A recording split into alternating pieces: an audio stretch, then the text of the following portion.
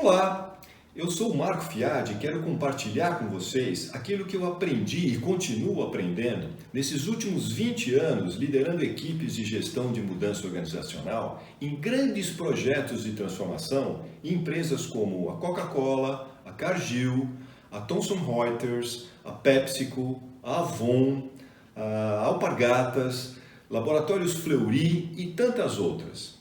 Eu aprendi que para a gente manter as pessoas engajadas e motivá-las para que elas tenham o melhor delas em cada atividade que elas fazem ou executam nas empresas, nós precisamos trabalhar tanto o lado racional das pessoas como o lado emocional. E como nós fazemos isso? Contando histórias verídicas, porém com grandes feitos, grandes conquistas e a dificuldade das pessoas em vencer grandes obstáculos e quais foram as atitudes delas para vencer esses obstáculos. E associamos essas atitudes e ações ao dia a dia das pessoas nas empresas. Por exemplo, imagine se te perguntassem se seria possível 3 brasileiros saindo do Rio de Janeiro nos anos 20, naqueles calhambeques, os Fords modelo T, que a gente costumava ver nos filmes antigos de Charlie Chaplin, e chegasse dos Estados Unidos, em Washington DC, 10 anos depois, porque naquela época não haviam estradas. Você acreditaria que isso seria possível?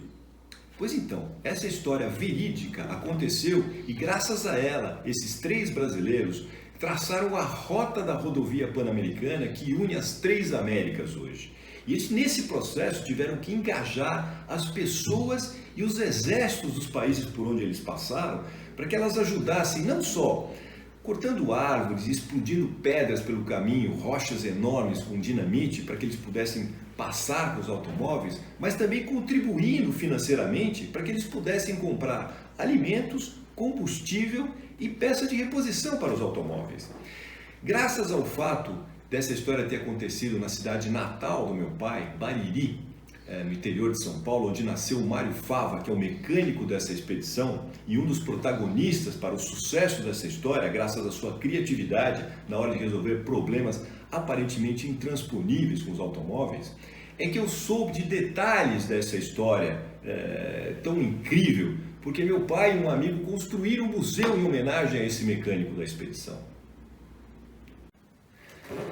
As atitudes e ações que esses 3 heróis anônimos tiveram das grandes dificuldades, inclusive de vencer a morte, muitas vezes eles tiveram risco de morte, é que nós associamos ao dia a dia das pessoas para que quando elas se coloquem diante de obstáculos aparentemente intransponíveis, elas tenham uma atitude diferente, agem de uma maneira completamente diferente do que agiriam antes de lidar com situações tão difíceis como essas, como os nossos heróis viveram.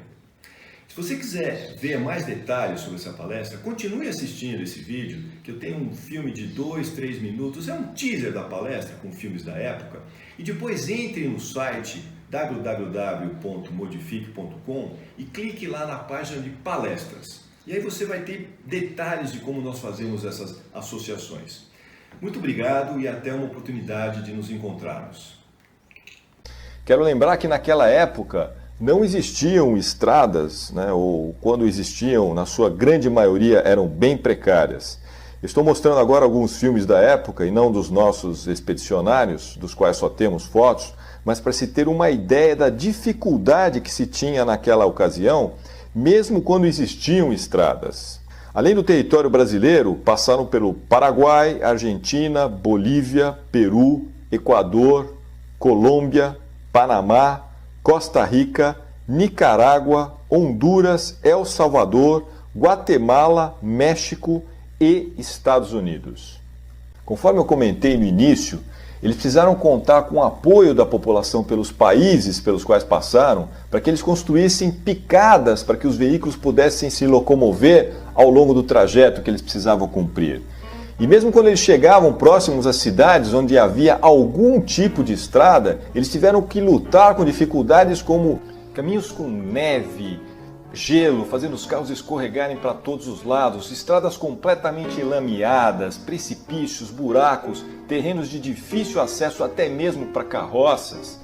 E aqui nós estamos vendo outros veículos que não aqueles Fords modelo T que nós vimos no começo do filme, descendo de barrancos, atravessando riachos, passando por tubulações enormes como se fossem pontes, mas estamos vendo outros carros de outros fabricantes que copiaram o conceito do Ford modelo T. Vou deixá-los aqui para vocês terem uma ideia do tipo de dificuldade que eles encontravam naquela época.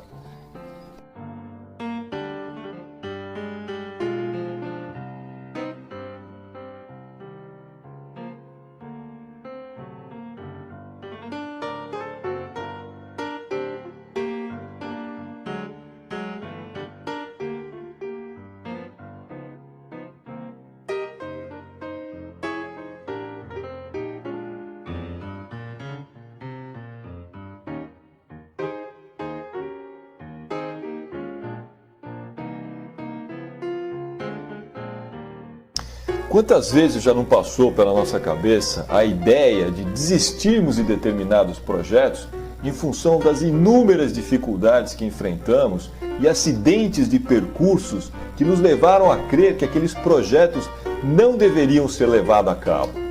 É óbvio que na cabeça desses 3 brasileiros, a hipótese de desistir, ou a vontade de desistir, em 10 anos de projeto, com tudo que eles enfrentaram, passou pela cabeça deles inúmeras vezes.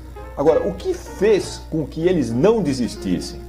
O objetivo maior que eles tinham na época, que era concluir a rota da estrada pan-americana, era muito mais forte do que a vontade de desistir diante dos obstáculos que eles encontraram.